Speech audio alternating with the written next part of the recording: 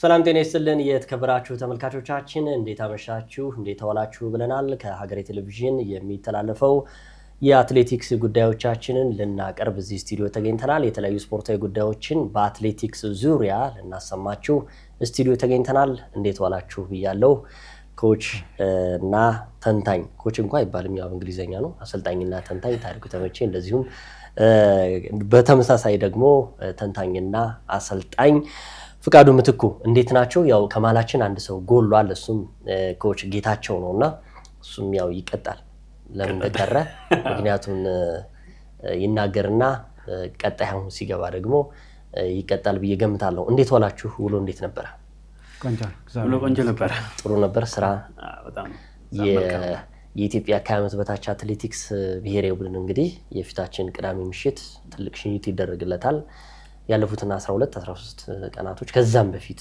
የነበሩ ዝግጅቶችን ሲያደርግ ነበርና በተለያዩ ቦታዎች በተለይ እንግዲህ ያው ባለፈውም ስናነሳ ነበር ታሬም እንደዚሁም ፍቄ ምናልባት የዚህ የኢትዮጵያን ከዓመት በታች አትሌቲክስ ቡድንን በተወሰነ መልኩ እናነሳለን ግን ዛሬ በዋናነት የምንወያይበት ጉዳይ አለ ያው ቀጣዮቹ የከዓመት በታች የዓለም አትሌቲክስ ሻምፒዮና በአሜሪካ ኦሪገን የሚደረግ ነው ዩጂን ላይ እና በዛ ጉዳይ ላይ ሰፋ ያለ ሁኔታዎችን እናነሳለን ከዛ በፊት ግን የአትሌቲክስ መዳረሻችን የምናነሳበት ጉዳይ ሰፋ ያሉ ናቸው አንዳንድ ሀሳቦችን እያነሳን እስከ መዳረሻችን ቀጥታ ስርጭታችን ደግሞ ለተመልካቾቻችን እስከምናደርስበት የሩጫውን ውድድር እስከዛ ድረስ ግን አትሌቲክሳችን ምን ይመስላል የሚሉ ጉዳዮችን አሁንም እንግዲህ ባለፈውም ላልሰሙን ባለፈው በይፋ ጀምረናል እንደው ዛሬ ለመንደርደሪያ ያህል መቼስ ዓለም ከዓመት በታች አትሌቲክስ ሻምፒዮና ለትልቁ ኦሎምፒክ እና ለዓለም አትሌቲክስ ሻምፒዮና ዝግጅት አንዱ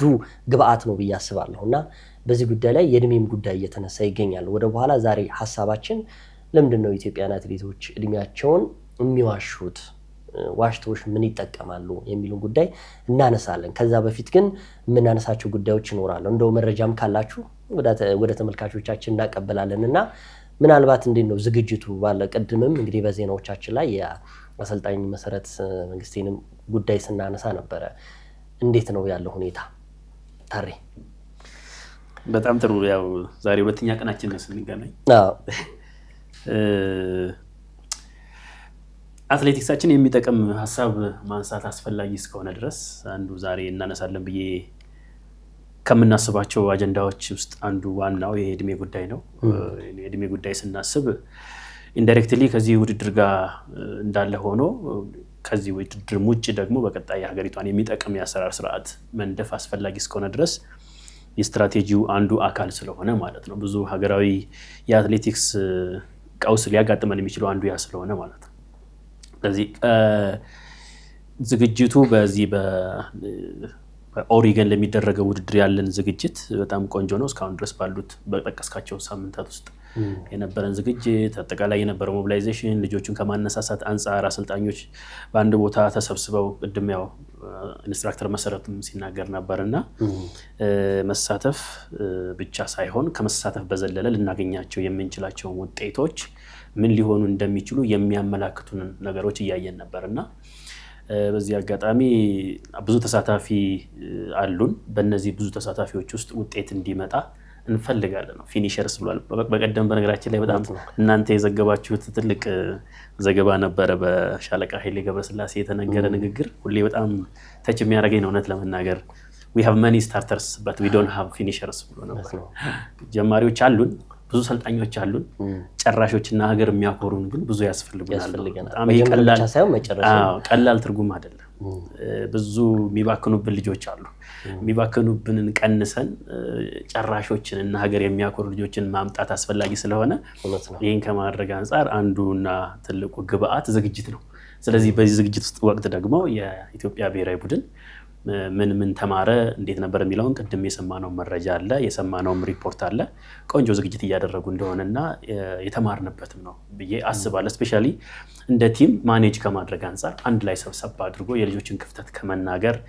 የሳይኮሎጂካል ጉዳዮችን ከማሟላት አንፃር ጥሩ ዝግጅት እየተደረገ እንደሆነ ተስፋ አደርጋለሁ ፍቄ አመሰግናለሁ ደግመን ስለተገናኘን ደስ ብሎኛል በቀጣይነትም የተሻለ ነገር በላይቭ ፕሮግራም ብዙ ነገር እንሰራለን ብዬ አስባለሁ። ያው ወጣቶች እንደመሆናችን መጠን በዚህ ወጣትነት እድሜ ደግሞ በቆየንባት አጭር የአትሌቲክስ 10 ምናምን አመታት ውስጥ እኛ ጋር የደረሰውን መረጃ ወይንም ደግሞ ያገኘነውን በትምህርትም በልምድም ያገኘነውን ነገር ፎርዋርድ አድርገን ወይንም ደግሞ ለሚጠቀምበትም እንደ መረጃ ለሚወስድም ፓሽኑ ለሆነ አትሌቲክሱ ዙሪያ ላይ ላለ ፓሽኑ ለሆነ ሰው ጥሩ ነገር አድሬስ እናደርጋለን ብዬ አስባለሁኝ። በተነሳው ሀሳብ ላይ ደስ የሚለኝ አሁን አሰልጣኝ መሰረትን ኢንስትራክተር መሰረት ለረጅም ጊዜ ነው እንታወቀው። የጥሩነሽ ዲባባ ማሰልጠኛ ማዕከል መከፈቱ የኔና የሱ መተዋወቅ አንዱ ምክንያት ነበርና ያኔ ነው 2002 ላይ ነው የተዋወቅነው።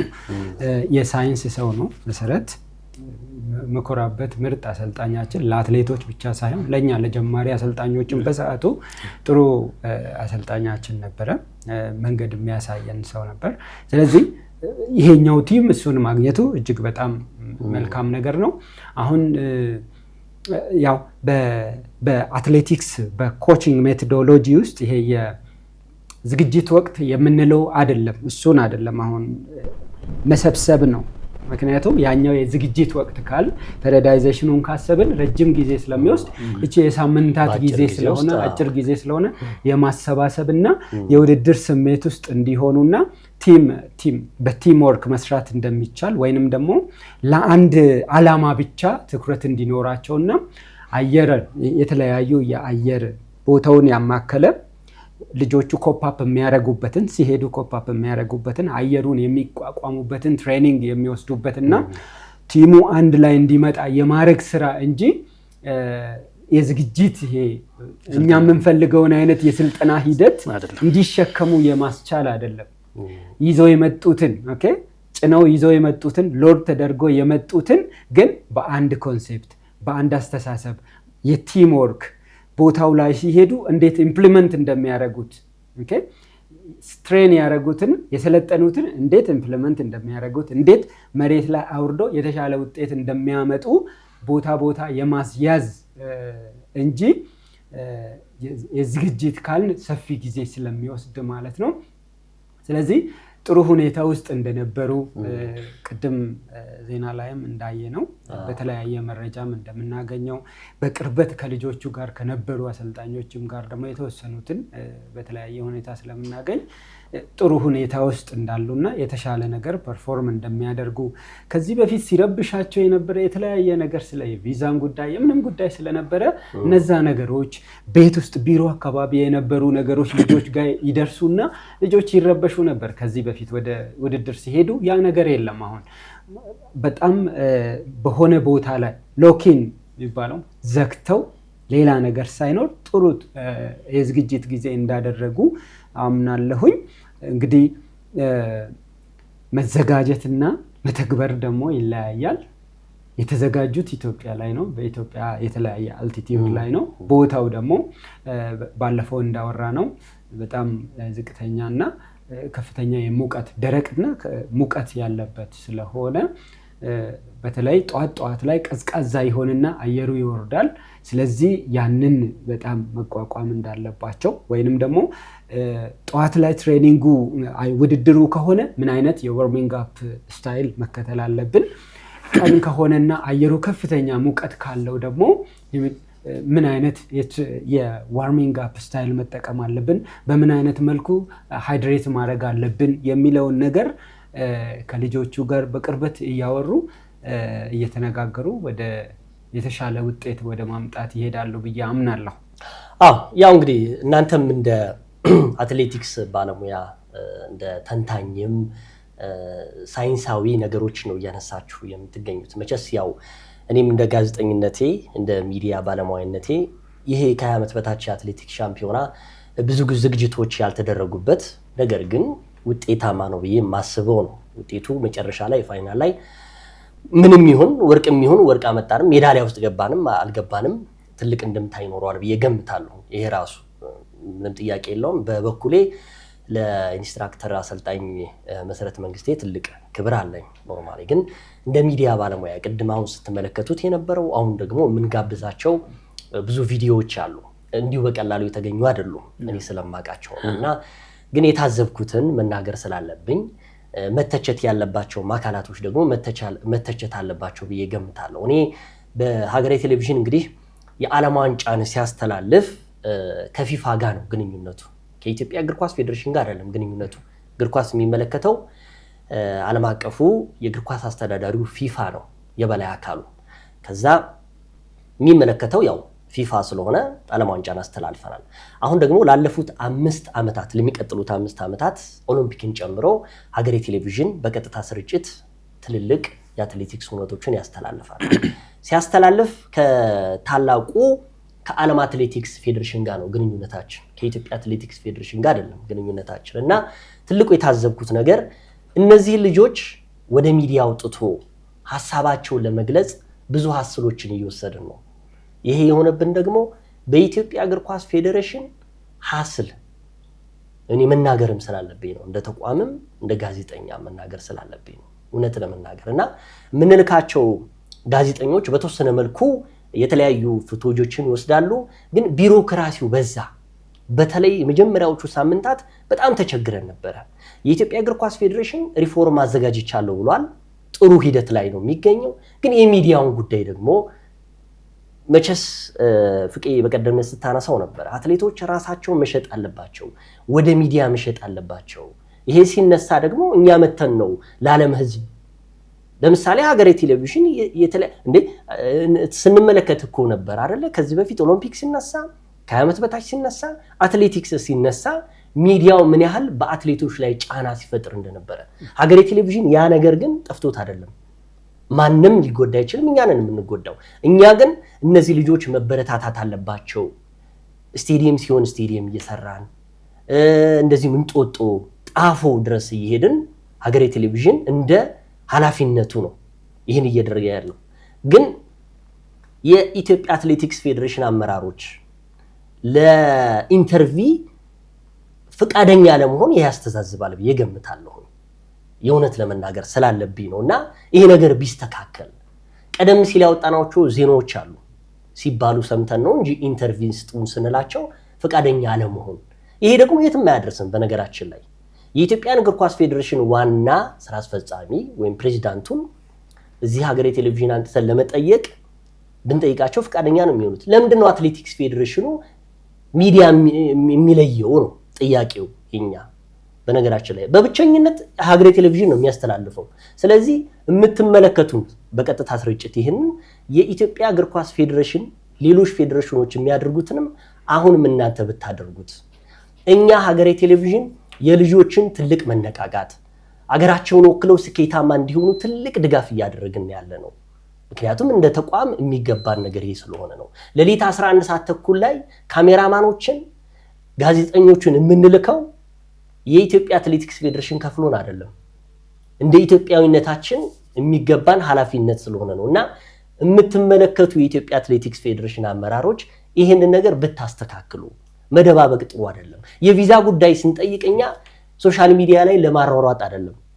ምክንያቱም የኛ የምንዘግበው ነገር የአሜሪካ ኤምባሲ ሊያዩ ይችላል። ይህን ነገር በሚዲያ መነገሩ ሊፈታ ይችላል። ምክንያቱም ዶክተር አመንሲሳ ዘንድሮ ትልቁ ሰሩ ብዬ የምገምተው ነገር የቪዛ ጉዳይ ጭጭ አድርጎታል። ይሄ ሊመሰገኑ ይገባል።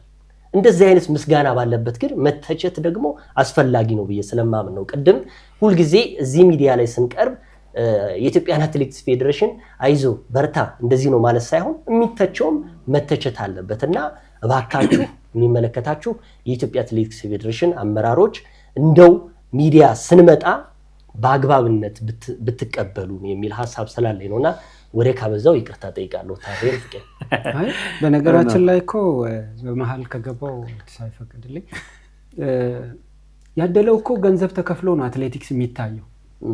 ገንዘብ ተከፍሎ ስቴዲየም ተገብቶ ነው የሚታየው። የኛ አትሌቲክስ ትልቁ ሻምፒዮና የሚባለው የኢትዮጵያ ሻምፒዮንሺፕ ትልቁ ውድድር እንግዲህ በሀገራችን ውስጥ እሱ ነው ግሬስ ያለው። ግን ሰው ተለምኖ ምናምን ነው የሚገባው። ጓደኞቻችንን ይዘን ነው እንገባው። ወይ አሰልጣኝና አትሌት ብቻ ነው የምታየው ስቴዲየም ውስጥ ማለት ነው። ይሄ የምን ችግር ነው? የፕሮሞሽን ችግር ነው።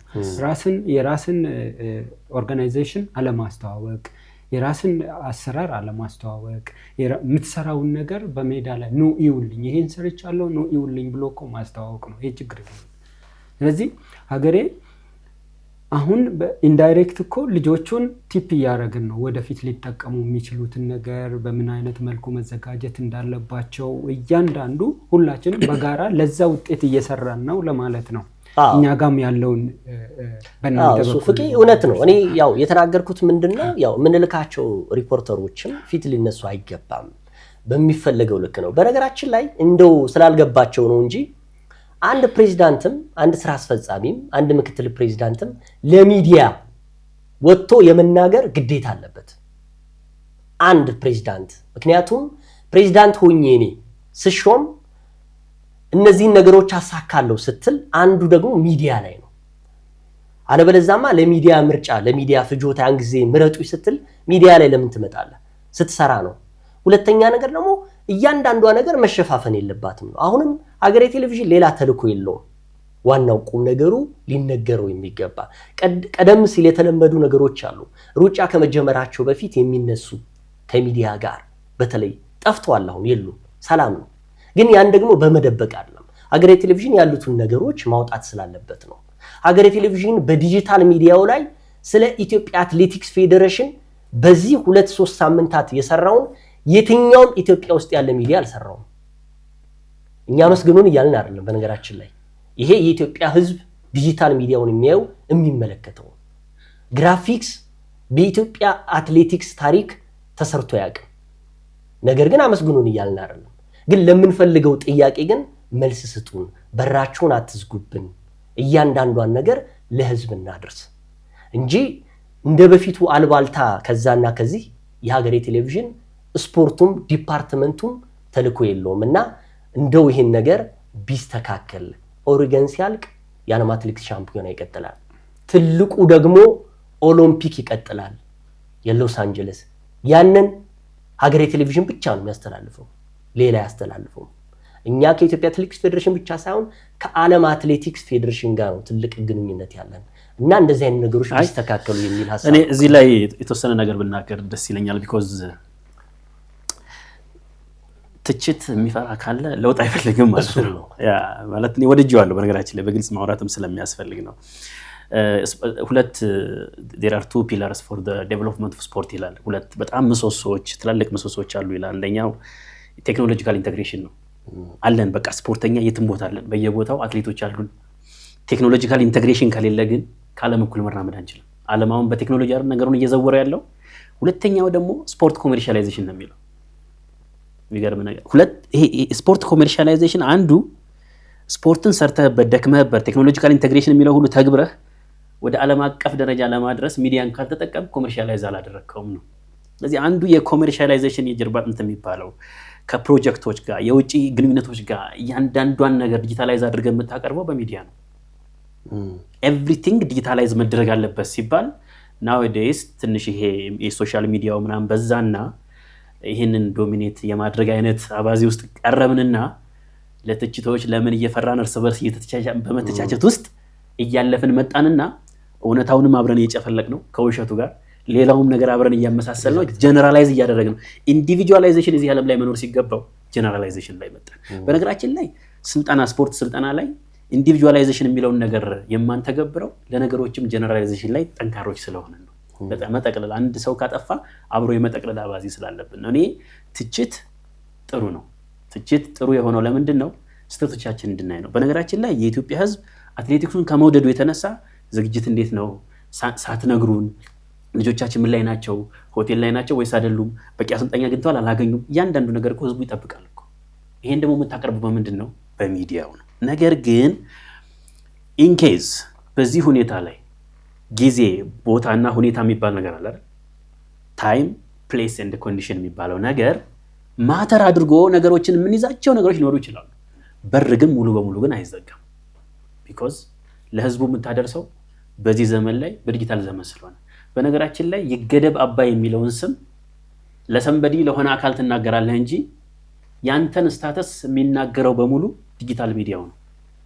ጋዜጠኛ ትሁን ምን ትሁን በደንብ ፕሮፐርሊ ዲጂታል ሲስተሙ የምትጠቀም ከሆነ ራስን ማስታወቅ አይጠበቅብህም።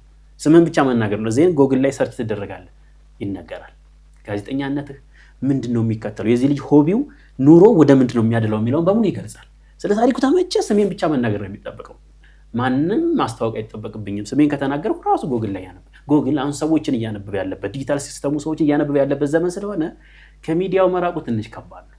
አይሆንም የሚል እኔ ጥቅል ሐሳብ ስላለኝ ነው። ያው እንደው ስለሚነሳ ነው ያደላቸው የዓለም አትሌቲክስን ብትል የፊፋ ተቋም 2026 የዓለም ዋንጫ ብዙ ነገር አሳይቶናል።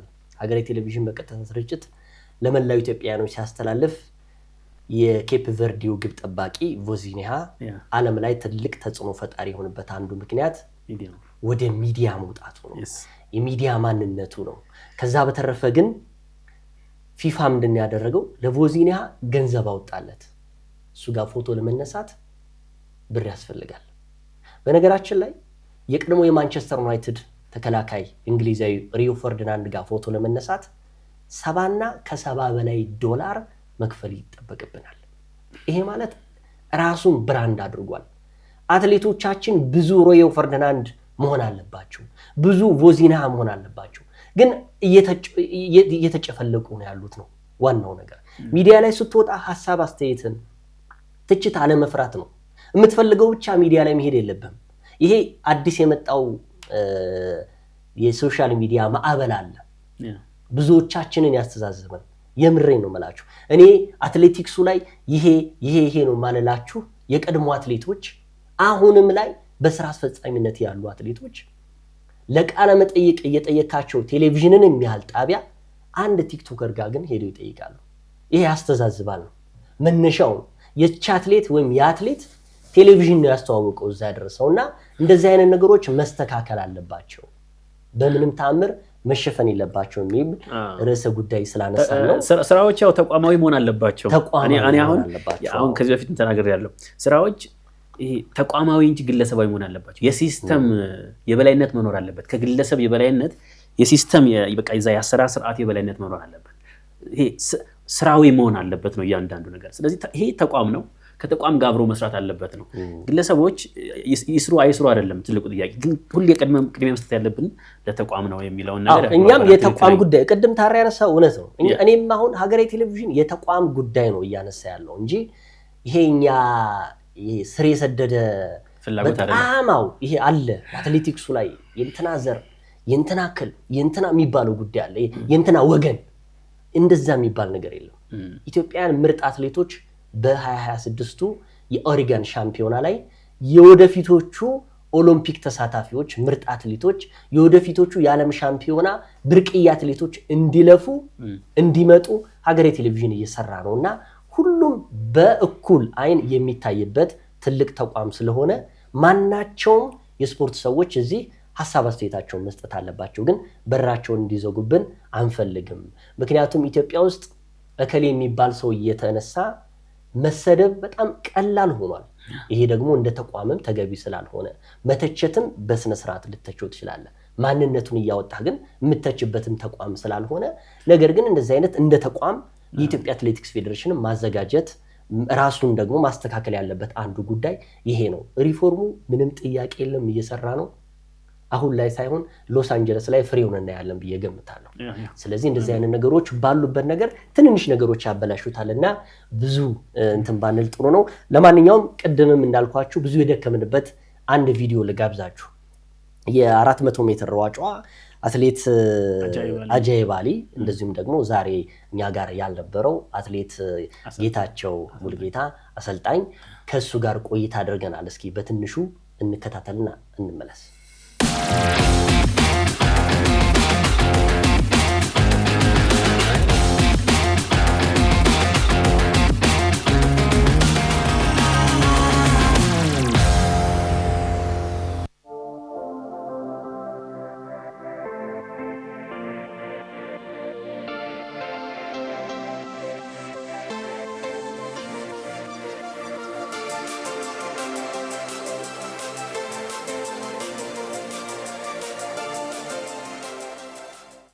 እንግዲህ እሷ ብቃት በደንብ እየጨመረ ነው በጣም ከእንትን ጀምሮ ጋና ላይ እንግዲህ አፍሪካ ሻምፒዮና ጎልድ ሜዳሊስት ነች እንግዲህ ታሪክ ጽፋለች እዛ ጋር እዚህ ጋር ደግሞ እንግዲህ ወቅቱ ክረምት ነው እንደምታየው ኦሬዲ እኔ አሁን ኢንፎርማሊ ነው ያሰራሁት ያለው ፎርማሊ ሳይሆን ቲሙ ተመርጦ ኦሬዲ በሆቴል እየተዘጋጁ ነው ያሉት እዛም ሄደው አካል ነገር ግን እንደ ሀገር እኔም ግዴታ መወጣት ስላለብኝ ምክንያቱም የመጀመሪያ ደስተኛ መሆነው እኔ ባጭር ርቀት የሆነ ታሪክ ሲጻፍ ሳይ እኔ እንደ ፊሉ ላይ እንደለፋ ሰው ብዙ አመት እንደሰራ ሰው የመጀመሪያ ደስተኛ መሆነው እኔ ነኝ ብዬ አስባለሁ ስለዚህ ማገዝ አለብኝ በደንብ አሁን እየሰራ ነው ሳምንቱ ሙሉ ፕሮግራም ከኔ ጋር ነው እየሰራች ያለችው ትራክም እዚህ የተዘጋጀን ነው ጂምናዚየምም በግል እየሰራ ነው ከኛ ጋር በእኛ እንትን እየሰራች ነው በመመረጤ ብዙ አደራ እንዳለብኝ ነው የተሰማኝ ብዙ አደራ የብዙ ሚሊዮን ህዝብ አደራ ይዤ ነው የሚሄደው የብዙ ሚሊዮን ህዝብ አደራ ይዤ እጄ ደግሞ የሆነ ውጤት አስመዝግቤ ለመምጣት ነው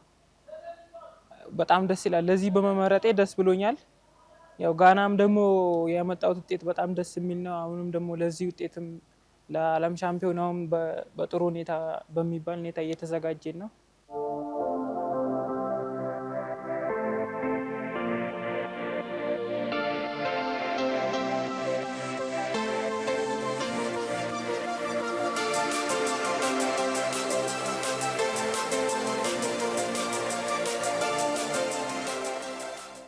እስካሁን ብዙ የሚፎካከሩ ሀገራቶች የሉም በተለይ የዘንድሮ ሲታይ ያን ያክል አይደለም 48 ወይ 49 እየተሮጠ ያለው ብዙም የከበደ ሰዓት አይደለም አንድ ኖርዌይ 48 ሮጣለች ዘንድሮ ሌላው 49 ነው አንድ ፈረንሳይ አለች በዳይመንድ ሊግ ነው እሱንም የሮጡት እነሱ ምናልባት ሊገቡም ይችላሉ ይሄን ውድድር በአሁን ሰዓት ብዙም ይከብዳል የሚባል ሀገር የለም እኔ ካለኝ ሰዓት አንፃር ያለኝን ሰዓት ደግሞ አሻሽዬ ካሮጥኩኝ ሜዳሊያ ማላመጣበት ጉዳይ የለም ከአጀባ ጋር ያለኝ ግንኙነት ከዛሬ 2 ዓመት በፊት በክልል አብረን ነው የመጣነው ፕሮጀክትን በመወከል እና ደግሞ ክለብ ደግሞ እኩል ነው የገባነው እኩል ሰዓት ላይ ነው ፒክ ላይ የመጣነው በኩል ሻምፒዮና እያሸነፍን ነው የመጣነውና ብዙ ተቀራራቢ ነገሮች አሉን እሷም ቀጥታ መጣ ነው ፐርፎርም ማድረግ የቻለችው እኔም በዛው መንገድ እና ደግሞ ያለን እንትናችን ያው በዛ መልኩ ነው እየቀጠለ የመጣው ልጅቷ ደግሞ ትልቅ አቅም ያላትና ከዚህ በላይ ከሰራባት ትልቅ ነገር ማሳየት የምትችል ልጅ ነችና ብዙ ከዚህም የተሻለ ነገር ማግኘት ከዚህም የተሻለ ነገር ይገባታል ብዬ አስባለሁ ሶ ጋና ላይ በተወሰነ መልኩ ከነበሩት አሁን በጣም ብዙ ለውጦች አሏት ጋና ላይ ባሸነፈችበት ጋና ላይ ተሮጠው ሰዓት ሴሚ ፋይናል ላይ አሁን ፐርሰናል ቤስቷ ወርልድ አትሌቲክስም ኦፊሻል የለቀቀው በዛ ሴሚ ፋይናል ላይ የሮጠችው ማለት ነው 51:37 ነው ፐርሰናል ቤስቷ ማለት ነው ይሄ እንደ ኢትዮጵያ ሪከርድ ነው ኢትዮጵያ ሪከርድ በማኑዋል ሰዓት 51:41 ነው እዚሁ ወክላለች ወጣቶች ይሄንን እድል አግኝታ የወከለች ልጅ አለች ገነል ሊሬ የምትባለች የሷ ነበር አይ ቲንክ 43 ይመስለኛል ማኑዋል ነው በታይምትሮኒክስ ሰዓት 37 ሮጣለች 51:37 ነው እዛ የሮጠችው ፋይናል ላይ ሮጠችው ነው ብዙ ጊዜ እንደዛ ላይ እንትን ያለውና ወርልድ አትሌቲክስ ግን ፐርሰናል ቤስት ብሎ ያዘላት እሱ ነው ስለዚህ ከሱ የተሻለ ሰዓት 50 ቤት ትሮጣለች 50 እኔ በደንብ እንግዲህ የነገሮች ካላበላሸች እዛ ሄደ ሰዓቱን ታሻሽላለች የሜዳሊያ እንትኗም እንግዲህ የዓለም ተፎካካሪዎች ነው ያሉበት ጋና ላይ የነበረው ዝግጅት እና ይሄ በጣም ልዩነት አለው እውነት ለመናገር ያው ካደኩበት ሰፈር ብዙም አትሌት የሚያበረታቱ አይነት ሰዎች የሉ ብዙም ስፖርተኛ ያልወጣበት ሀገር ነው በስልጤ ዞን የወጡ ጥቂት አትሌቶች ነው ያሉት እነ ሙክታር ድሪስ ጥቂት አትሌቶች ነው ያሉት ያው ብዙም እንትን የሚያበረታታ ባይኖርም ታላቅ እህት ያለች ያው ከሷም ትብብር ሆኖ ያው ለዚህ ደረጃ ደርሻለሁ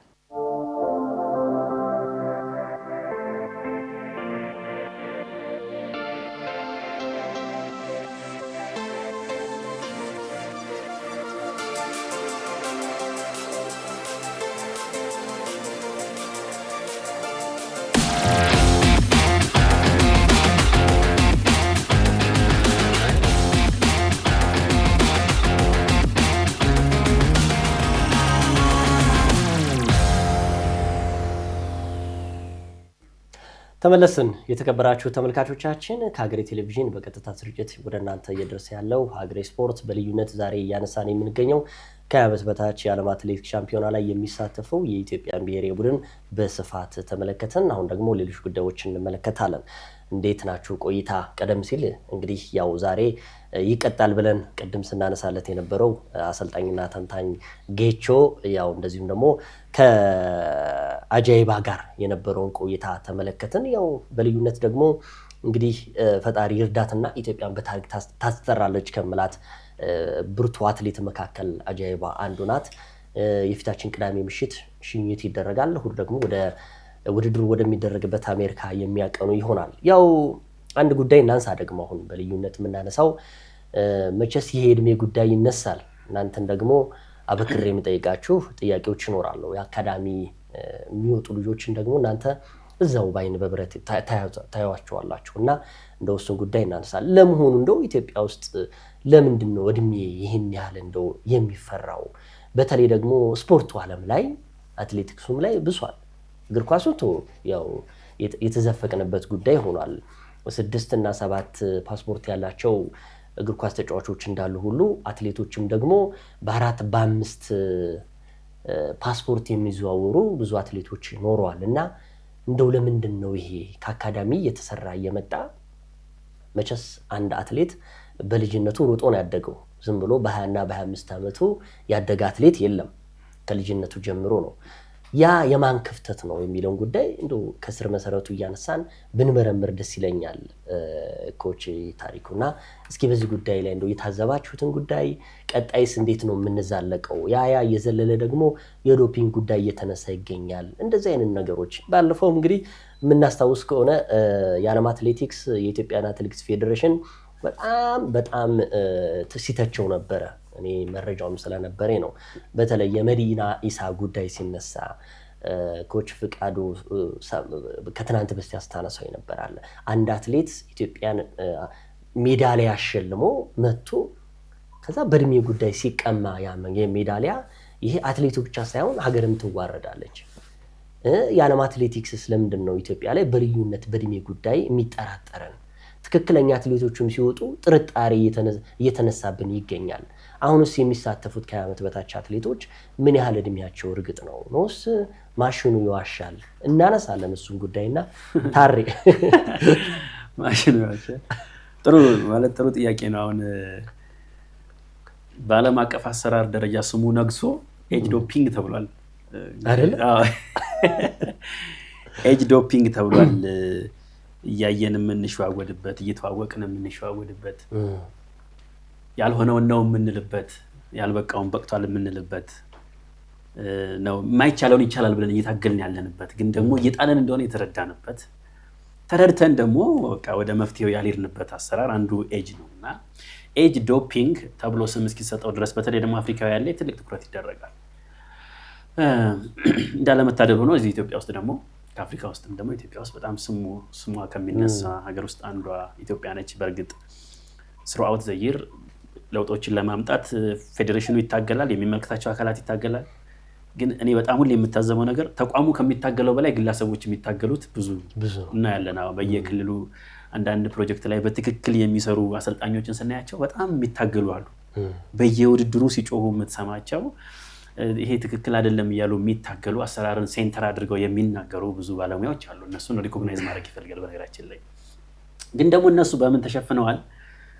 በቃ ይሄ በማስመሰል አቋራጭ በመፈለግ ቶሎ ሪኮግናይዝ ለመደረግ በሚሰሩ አካላት በኔ ጊዜ ለውጥ መኖር አለበት ብለው በአቋራጭ ለውጡን አሳይተው በሚዲያና በተለያየ መልኩ ሰዎችን ተጠቅመው አጩኸው ሪኮግናይዝ እንዲደረጉ ምናልባትም ከነሱ በላይ ባሉ ኃላፊዎች ሪኮግናይዝ እንዲደረጉና ጥሩ መሪ ነበሩ፣ ጥሩ ኃላፊዎች ነበሩ እንዲባሉ የሚፈልጉ አካላት የሚሰሩት ስራ ነው። ኤጅ ዶፒንግ የመጀመሪያው መነሻው ምንድነው? የአትሌቱ አይደለም። እኔ በተደጋጋሚ የምናገረው ሁሌ ይሄን ነው። ተመሪ ሁሌ የሚመስለው መሪውን ነው። በቃ ልጅ ቤተሰቡን ነው የሚመስለው፣ ቤተሰቡ የሚመራበትን መንገድ ነው የሚመስለው። አትሌቶቻችን ስፖርቱን ለሚመራ አካል ልጆቻችን ናቸው። ስፖርቱን የሚመራው ደግሞ ባለሙያና ባለሙያውን ደግሞ ከላይ ሆኖ የሚመራው የአድሚን ፓርቱ ነው። ቴክኒካል ፓርቱን የሚያውቀው ባለሙያ አለ፣ እድሜ ምን ያህል ጎጂ እንደሆነ ለሀገር የሚያውቅ አድሚን ፓርቱ ደግሞ ከላይ ሙያተኛውን ትክክለኛው ሙያ ይዞ ሰንሰለት ፈጥሮ እውነተኛ ስራዎችን የሚሰራበት ሲስተም ከሌለ ውሸት ይኖራል። ይሄ ግብረ ገብነት ላይ የማንሰራበት መንፈስ ስላለ ግብረ ገብነት ላይ ስነ ምግባር ላይ የማንሰራበት ሁኔታ ስላለ ችግሮች ይፈጠራሉ። በየክለባቱ ላይ ስታይ የእውነት ስራዎች የሚሰሩ ሰዎች አሉ፣ ግን ደግሞ የውሸት ስራዎች በሚሰሩ የተሸፈኑ አሉ። ወደ አስተዳደር አካላት ስትሄድ የእውነት ስራዎችን ለመስራት የሚፍጨረጨሩ አሉ፣ በዛው ልክ ደግሞ የሚሸፍኑ አካላት አሉ። እኔ እንደውም አንድ ነገር ምን ትዝ አለኝ፣ አትሌትን ለማስፈረም እኮ አትሌትን እድሜው መቀነስ አይደለም። አትሌትን ሲያስፈርሙ ዳሽ አድርገው ውሏ ላይ ሲያስፈርሙ የ1 ዓመት ኮንትራት ብሎ ያስፈርሙና በስክሪፕቶ እኮ 3 ዓመት 2 ዓመት ብለው እኮ የሚጽፉባቸው እኮ አካላት አሉ። እናውራ ከተባለ ማለት ነው። ይሄ ልጅ ምንድን ነው የምታስተምረው? ይሄ ልጅ እኮ 1 ዓመት ብሎ እንደፈረመ እኮ ያውቀዋል። 1 ዓመት ብሎ እንደፈረመ የሚያውቀው አትሌት ነገ እኮ ለ2 ዓመት ነው ተብሎ ሲነገረው ዓመቱ ሲጨርስ ሌላ ክለብ እገባለሁ ኦር የሆነ ተቋም ጆይን አደርጋለሁ ብሎ የሚያስብ ልጅ ለ2 ዓመት እኮ ነው የፈረምከው ተብሎ ሄዶ ወረቀቱን ሲያየው ከራሱ ጋር የሚጣላ አትሌት ነው ያለው። ከራሱ ጋር ማለት አንዴ ነው የፈረምኩት ወይስ 2 ዓመት ብዬ ነው የፈረምኩት ብሎ ራሱን ይጠይቅ። ይሄ ልጅ ምንድን ነው የሚማረው? ኦኬ እንደዚህ ያደርጉብኛል ለካ ማለት ነው እያለ በቃ ራሱን የሚወቅስበት ምን አይነት ቦታ ነው ያለው ብሎ ራሱን የሚወቅስበት የአሰራር ስርዓት ነው ያለው። እና በየክለቦች ላይ በየተቋማት ላይ በተለያየ ቦታዎች ላይ የእድሜ ጉዳዮችን እድሜን ብንዋሽ የሚያመጣብን ኮንሲኩዌንስ ምንድን ነው? ልጆቹን ግብረ ገብነት ካላስተማርናቸው፣ የእውነት ስራዎችን ካላስተማርናቸው፣ ስነ ምግባርን ካላስተማርናቸው፣ ሜንታል ፊትነስን ካላስተማርናቸው ሀገር ላይ የሚያመጣው ክራይሲስ ምንድን ነው ብሎ ዲፋይን አለማድረግ በዚህ ልክ የተዘፈቀ እንዲሆን አድርጎታል። አሁን የ25 ዓመት ልጅ 15 ዓመት ነው ብሎ ሊመጣ ይችላል። በየመልመላ የሚያጋጥመን ይሄ። አሁን ውድድር ቦታ ላይ የ29 ዓመት የሆነ ልጅ 19 ዓመት ነኝ ብሎ ከ20 ዓመት በታች ነኝ ብሎ ጺሙን ላጭቶ ሊመጣ ይችላል። እኔ በነገራችን ላይ በቅርቡ ወጣቶች ሻምፒዮና ላይ በጣም አንዳንድ ሙያተኞች በጣም ከመታዘባቸው የተነሳ ቅድም ታጋዮች አሉ ብያለሁ አይደል? እንዲሁ በዚሁ ጉዳይ መጥተው ሲያወሩኝ አንቺ እኮ የሚያስፎግርብሽ እኮ ጺምሽ ነው እንጂ እኮ ገብተሽ ብትወዳደሪ ተብያለሁ። በቃ ከዛኛው ልጅ ትሻላለህ ብለው ማለት ነው። ከዛኛው ተበሳጭተው እኮ ነው እንደዚህ የሚሉት። ከዛኛው ልጅ ትሻላለህ ብለው ጣት እንደዚህ በቃ ቀስረው ያሳዩሃል ያንን ሰው። የእውነት ለመናገር ታዘናለህ፣ ግን ምንም ማድረግ የማትችልበት ሁኔታ ነው ያለው። ምንም ማድረግ የማትችልበት አሁን ፌዴሬሽኑ የሚታገለው ትግል በተለይ እድሜን ለመለየት የመጀመሪያው ትልቁ የሚጠቀመው ምንድነው? ኤምአርአይ ነው። ይሄ ማግኔቲክ ሬዞናንስ ኢሜጂንግ የሚባለው ቦን ማቹሪቲ፣ ብሬን ማቹሪቲ፣ መገጣጠሚያዎች፣ ሌሎች ይሄ የእድሜን ስቴጅ ሊያሳዩ ፕሪዲክት ሊያደርጉ የሚችሉ ነገሮችን ተጠቅሞ ፕሪዲክት ኤስቲሜት የሚያደርግ ማሽን ነው። ማግኔቲክ ሬዞናንስ ኢሜጂንግ የሚባለው ማሽን ኤምአርአይ የሚባለው ማለት ነው። ይሄ ኤስቲሜሽን እስከሆነ ድረስ አግባቡና ትልቁ የሀገር ለውጥ ሊያመጣ የሚችለው ምንድነው ብለን ብናስብ ይሄ አንዱ አማራጭ ነው እንጂ ዋናው ግን ዶክመንቴሽን፣ ዲጂታል ሲስተምን ተጠቅመህ በዳታቤዝ አንተ የዛሬ 15 ዓመት እንዲነበርክ ብሎ ራሱ ሶፍትዌሩ የሚናገርበት ስርዓት መዘርጋት አለ። በእርግጥ ፌዴሬሽኑ በቅርብ እንግዲህ ተፈጻሚነቱ ላይ ወደፊት የምናየው ሆኖ ከተለያዩ የዲጂታል ሲስተም ላይ ሀገር ውስጥ ከሚሰሩ ከኢንሳዎች ጋር ምናምን ሁሉ ተፈራርሞ ስራዎችን እንደሚሰራት ትልቅ ተስፋ ሙያተኛው በጣም በዚህ ጉዳይ ላይ ኢሪቴትድ ሆኖ ተበሳጭቶ የሚናገረው ሙያተኛ ተስፋ ያደረገበት አንዱ ፌዴሬሽን የሰራው ስራ ይሄ ነው። በዚህ ጉዳይ ላይ የኤጅ ዶፒንግ ትንሽ በነገራችን ላይ ባለፈው ማንተስ ታነሳ ነበር። አትሌቶቻችን ብልጭ ብለው ጥፍት የሚሉት ለዚህ ነው። አንዱ እዚህ ጋር አንድ አትሌት ዋሽታ የምትስታወዳድር አውትካሙን ሊያመጣልህ ይችላል። አውትካሙ ማለት የወርቅ ብር ነሐስ ዋንጫ የምትለው የሀገርን የስፖርት ለውጥ የስፖርት ዴቨሎፕመንት ግን አያረጋግጥልህም። ከጊዜ በኋላ ያ ልጅ የሌሎችን እድሜ ዘግቶ የሌሎችን የውድድር እድል ዘግቶ ስለሚመጣ ያ ልጅ አታገኛቸውም ታዳጊዎች። ኔክስት አሁንም ውሸታም ሆኖ እየመጣ እየጨፈለቀ ሌላውን መድረክ ላይ የምታየው እና ትልቅ ሊሰራበት የሚገባ ጉዳይ ቢኖር ይሄ ኤጅ ዶፒንግ የሚባለው ነገር እንደ ሀገር መሰራት አለበት ብዬ አስባለሁ። ሁላችንም ተጠያቂ ነበር ነገራችን። ምንም ጥያቄ የለም። እኔ እንደው ለነ ዶክተር አሜሲሳ የምነግረው ነገር ዘንድሮ በ2026 የዓለም ከ20 ዓመት በታች አትሌቲክስ ሻምፒዮና ላይ ኢትዮጵያ በእርግጠኝነት ያው በእድሜ ደረጃ የሚገባቸው ልጆች ስለሄዱ ሜዳሊያ ውስጥ ባይገቡ ምንም የምተችባቸው ነገር የለም። ለውጥ በአንድ ጊዜ አይደለም የሚመጣው። በነገራችን ላይ ፕሮሰስ ነው፣ ሂደት ነው። እነዚህ ያየናቸው አትሌቶች ዛሬ 7ኛ ዛሬ 6ኛ ቢወጡ ችግር የለውም። ቀደም ሲል ቅድም በዜና ላይ የተመለከታችኋት ጃማይካዊ የ100 ሜትር ፈጣን ሯጭ ከ15 ዓመቷ ጀምሮ እስከ 18 ዓመቷ 6ኛ 7ኛ እየወጣች ነበር። አሁን ላይ ግን ከሳምንት በፊት በኋላ የሚጀምረው ላይ በወርቅ የምትጠበቅ በትክክለኛ እድሜዋ የምትገኝ አትሌት ናት። ፕሮሰስ ተደርጎላት ነው አትሌት። ስለዚህ የኢትዮጵያ አትሌቲክስ ፌዴሬሽን አሁንም ግብ እየሰራ ያለው ከእድሜ አኳያ ጋር። ስለዚህ እኔ ነገ ይሄ ውጤት ቢታጣ አትሌቲክስ ፌዴሬሽኑ የሚተችበት ነገር ነው ብዬ አልገምትም። እንደውም ነገ 27 እና 28 ዓመት ይዘህ ሄደህ እድሜያቸው ትክክል ያልሆኑ አትሌቶችን ይዘህ ሄደህ ውጤት ሳያመጡ ቀርቶ ከምተቻቸው በትክክለኛ እድሜ ሄደው ብተቻቸው ይሻላል። በቃ እኔ እንደዛ ነው ማስበው። ምክንያቱም እነዚህ ልጆች በዓለም አትሌቲክስ ሻምፒዮና እንጠብቃቸዋለን፣ በሎስ አንጀለስ በሚደረገውም እዛም ላይ እንጠብቃቸዋለን። ስለዚህ አሁንም የኢትዮጵያ አትሌቲክስ ፌዴሬሽን ይገባኛል፣ ይሄ በጣም ብዙ ሀስሎች አሉበት የእድሜ በተለይ ላይ። የዓለም አትሌቲክስ ፌዴሬሽን እንግዲህ እዘጋዋለሁ ኢትዮጵያን አግዳለሁ እስከማለት ደረጃ መድረሱ የኢትዮጵያ አትሌቲክስ ፌዴሬሽን እንግዲህ በዚህ ሁሉ ጫና ውስጥ ሆኖ ነው ይሄን እያደረገ የሚገኘውና እኔ ምንም ችግር የለውም ቢያንስ እነዚህ ልጆች 10ኛ የሚወጡ ግን ትክክለኛ እድሜያቸው ላይ ከተገኘ ፕሮሰስ ነው በቃ እያደረግን ያለው ነውና እንደው ቅድምም እኮ ሲናገር ነበር ያው ታሬ ፍቄ ይሄ የተለምዶ የእድሜ ጉዳይ አብቅቷል አሁን ይመስለኛል። ይሄ ድሮ ትምህርት ቤት ስትገባ አንደኛ ክፍል ልትገባ ስትል እጅህ ተይዞ እንደዚህ ቀርቷል። እሱ አትሌቲክሱ ላይ እንደዛ ነበር የተጀመረው። የሆነ ሰዓት ላይ ጺምላሽተህ 18 ዓመት ነው። አንድ ፎቶ ያየው ነበር ከባልደረባችን ጋር ፎቶ የተነሳና የትኛው 18 ዓመት ነው የትኛው 20 ዓመት እየተባለ ውዝግብ ነበር። ሌላ ጊዜ ያወጣዋለሁ እሱንና እንደዚህ አይነት ነገሮች አሁን የቀሩበት ይመስለኛልና የእድሜ ጉዳይ ከስር መሰረቱ እናንተም የአካዳሚው ባለሙያም ስለሆናችሁ ለአትሌቶችም ቅርብ ስለሆናችሁ እንደዚሁም ለአመራሮችም ቅርብ ስለሆናችሁ እንደው ፍቄ የምታነሳው ሐሳብ በዚህ ጉዳይ ላይ። መልካም አመሰግናለሁ። እውነት ነው ትልቅ ችግር ነው የሁላችንም የልብ ምት ነው። ምክንያቱም አትሌቲክሱ ባክግራውንዳችን በጣም ረጅም ነው። ታሪካችን በአትሌቲክስ እጅግ በጣም ረጅም ነው። ብዙ ሊወራ ይችላል። በጣም በአፍሪካ ቀዳሚ በአትሌቲክስ በዓለም ደረጃም ደግሞ የሚወራላት ሀገር ነው በአትሌቲክሱ ካል ነው ማለት ነው። ነገር ግን እንዴት አሁን ላይ ስንደርስ ደግሞ ብዙ ነገሮች ማኒፑሌት እየተደረጉ መጥተው አሁን የማይጨበጥ ነገር ላይ ደርሶ ነበረ። አትሌቲክስ ፌዴሬሽን እንግዲህ የወሰደው ውሳኔ እጅግ በጣም የሚያስደስት ነው። መቀጠል አለበት። ኦፍ ኮርስ ቅድም እንዳላችሁት ከ15 ዓመት ወይንም ደግሞ አትሌቱ ወደ አትሌቲክስ ሲገባ ብቻ አይደለም የኤጅን መቆጣጠር የምንችለው። መጀመሪያ ይሄ የታሪክ ምዝገባና የልደት ካርድ ይሄ ምዝገባ አለ። ልጁ ከዛ ሲጀምር ነው ፕሮሰስ ተደርጎ መምጣት ያለበት። በጣም ፑር ነው በዛ በርዝ ሰርቲፊኬት ሬጅስትሬሽን ላይ በጣም ፑር ነን የገና ማለት ነው። ዶክመንቴሽን ቅድም ታሪ ያነሳው እሱ በጣም ይቀረናል።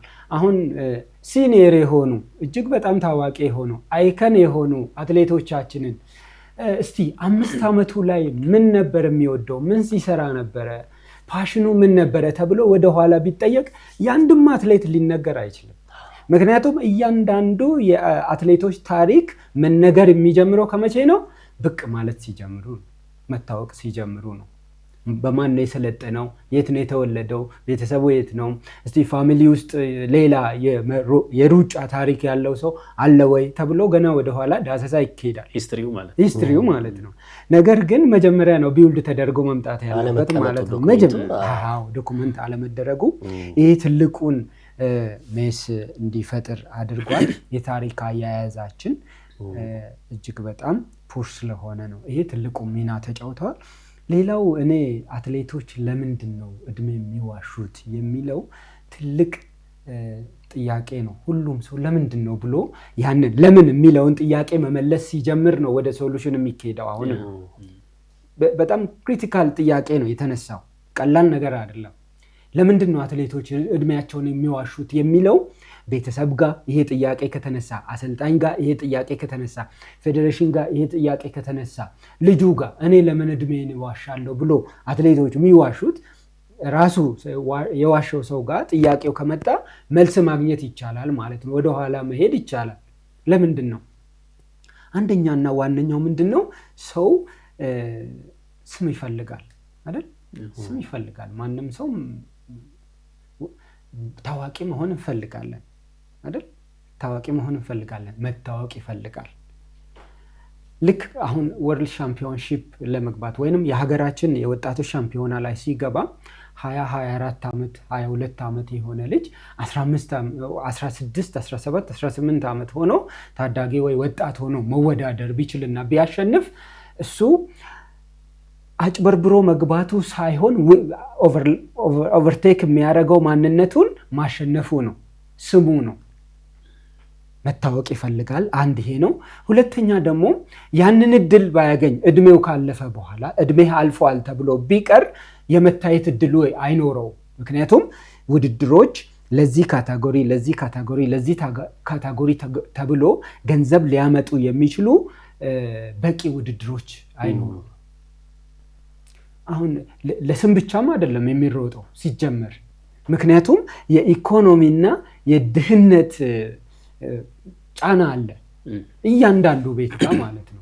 ስለዚህ ያንን ለማሸነፍ ምንድነው የሚያደርገው? እድሜ ዋሽቶ እድል አግኝቶ ተወዳድሮ አንደኛም የኢኮኖሚ ቻሌንጁን ኮፕ ያሸንፋል፣ ሁለተኛ ደግሞ ስም ያገኛል።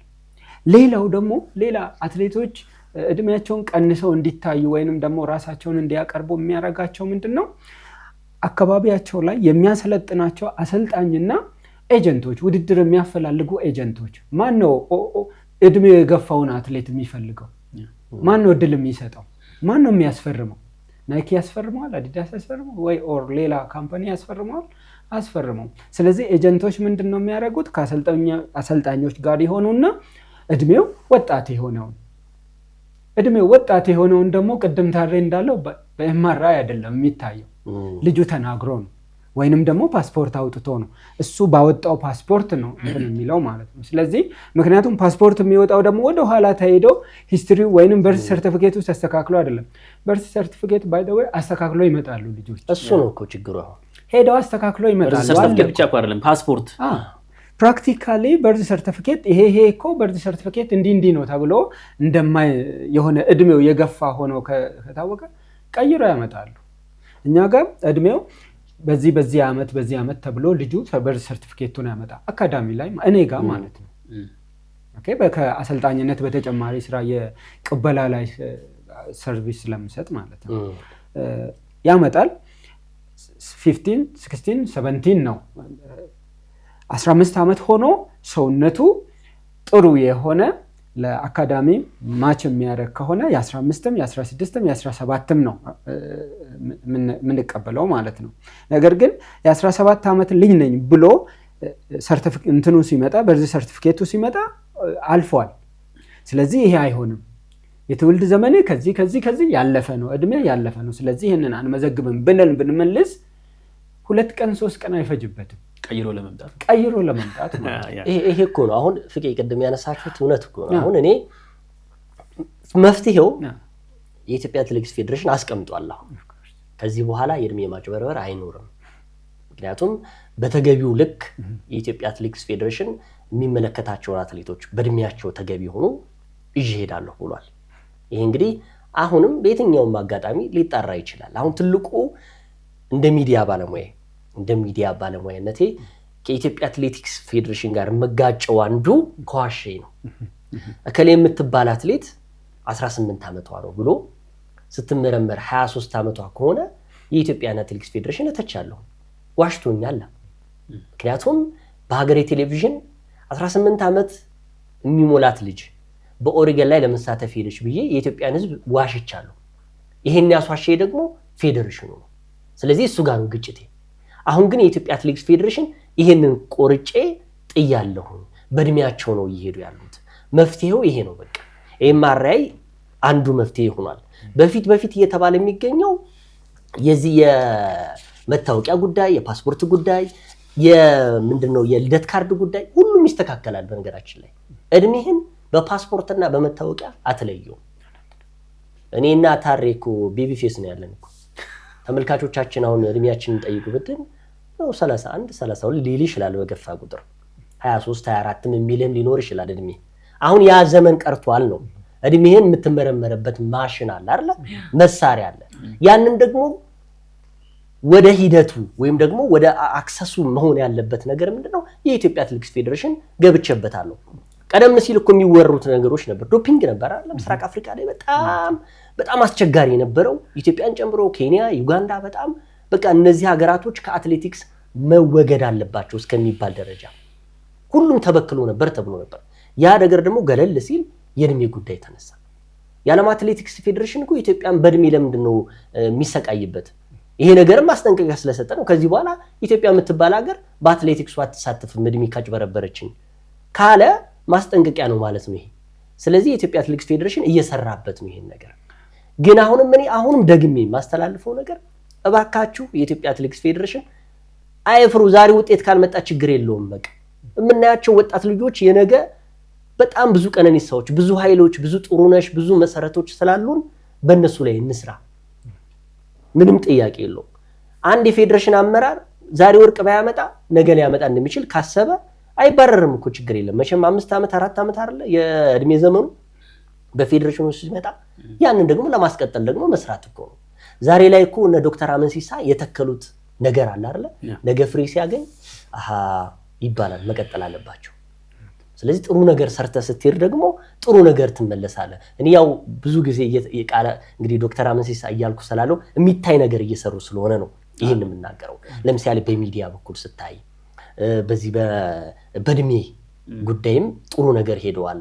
ከዛ በተረፈ ደግሞ የፓስፖርት ጉዳይ ትልቁ ጥያቄ የነበረው ቪዛው እንግዲህ በሄድንበት ሁሉ እየተከለከለን ባለበት ጊዜ አሁን ኮሽታ የለም እኮ። ምን ያህል አትሌቶች ተፈቀደላቸው፣ ምን ያህል ደግሞ የቡድን አባላቶች ተፈቀደላቸው ለተጽዕኖ ሲባል። በነገራችን ላይ ሀገሬ ቴሌቪዥን ብዙ መረጃዎች አሉት። ያገኘውን ሁሉ ወደ ሚዲያ አታወጣ። ይሄ ደግሞ የስራ ኃላፊነታችን ነው። እንደ በፊቱ ቀርቷል አይደለ? ታዲያ አሁን በፊት ሚዲያውን አትሌቶች ጫና እንዲበዛባቸው፣ አመራሮቹ ጫና እንዲበዛባቸው እከሌ የሚባል ሰው ተከለከለ፣ እከሌ በዛው ሊቀር ነው ምናምን የሚባል ጉዳይ አለ።